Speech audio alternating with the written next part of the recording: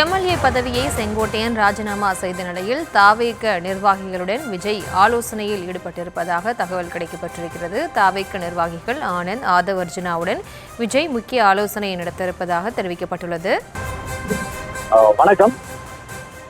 முன்னாள் அமைச்சர் செங்கோட்டையன் இன்று தனது எம்எல்ஏ பதவியை ராஜினாமா செய்த நிலையில் இன்று விஜயை சந்தித்த பின்னர் நாளை தமிழக வெற்றிக் கழகத்தில் இணைவார் என்று எதிர்பார்க்கப்பட்டது.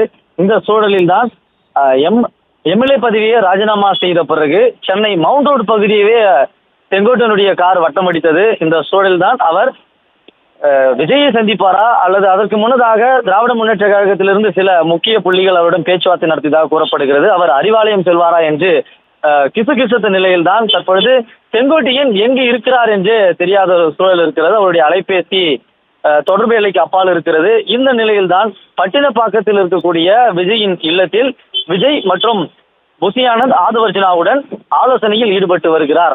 அதாவது தமிழக சட்டமன்ற தேர்தலுக்கு இன்னும் சில மாதங்களே உள்ள நிலையில் தேர்தல் பணிகளை அரசியல் கட்சிகள் ஏற்கனவே தொடங்கி இருக்கிறது.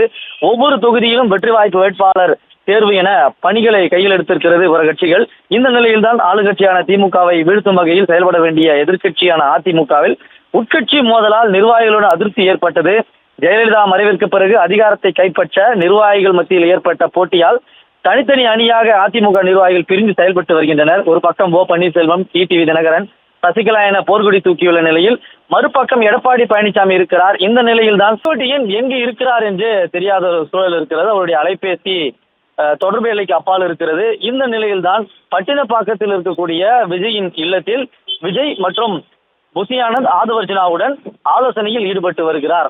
அதாவது தமிழக சட்டமன்ற தேர்தலுக்கு இன்னும் சில மாதங்களே உள்ள நிலையில் தேர்தல் பணிகளை அரசியல் கட்சிகள் ஏற்கனவே தொடங்கி இருக்கிறது. ஒவ்வொரு தொகுதியிலும் வெற்றி வாய்ப்பு வேட்பாளர் தேர்வு என பணிகளை கையில் எடுத்திருக்கிறது ஒரு கட்சிகள். இந்த நிலையில்தான் ஆளுங்கட்சியான திமுகவை வீழ்த்தும் வகையில் செயல்பட வேண்டிய எதிர்க்கட்சியான அதிமுகவில் உட்கட்சி மோதலால் நிர்வாகிகளுடன் அதிருப்தி ஏற்பட்டது.